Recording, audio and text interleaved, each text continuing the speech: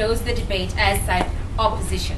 Now, firstly, the way I'm going to address this reply speech is I'm going to look at what it is that was brought about by side proposition, what was brought about by side opposition, and the clash in the debate, and why it is that we feel we have sufficiently dealt with the material that was given to us to win this debate. Now, first of all, let's establish that China has never claimed to be Africa's saving grace, as has the West. China is for mutual benefit, where both parties benefit from a common agreement, a contract, an agreement. So side proposition brought about this issue of social development, economic development, human rights, and conditional investment. Now let's look at social development and how we as side opposition dealt with that issue of social development.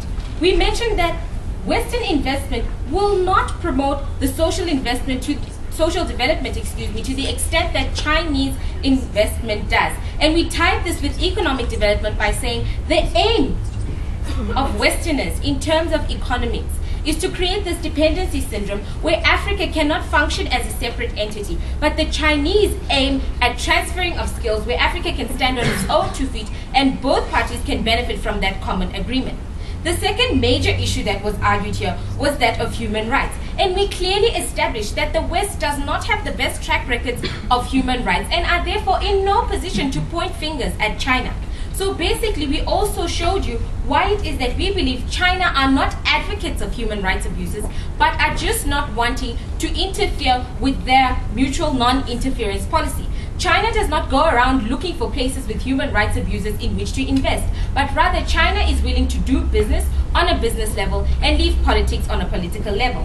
Now, the other issue that was brought about was that of conditional investment, where the proposition clearly stipulated that they want the West's conditions. They want the conditions that come with the West. But they fail to realize that the West's conditions are issues with strings attached. They invest in Africa hoping to get something back for good.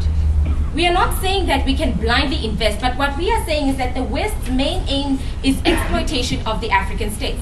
Now, looking at what we brought about as side opposition, we clearly gave you a comparison between the Western states and China, showing you clearly that China is the more reasonable one to prefer when it comes to investment, simply because they are looking out for mutual benefit and are not, as the West, looking at it lopsidedly or one-sidedly. We also clearly showed you why it is that this Chinese investment promotes an incentive for African development on its own. We clearly did this by letting you know the issues of education and infrastructure, in that with Chinese investment there is benefit with education and infrastructure, even more so than that with the West. So in conclusion, we believe that their burden of proof was to show us why it is that Western investment is significantly more beneficial than Chinese investment. And we were able to show you that this is indeed not the case, and that is why we should win this debate.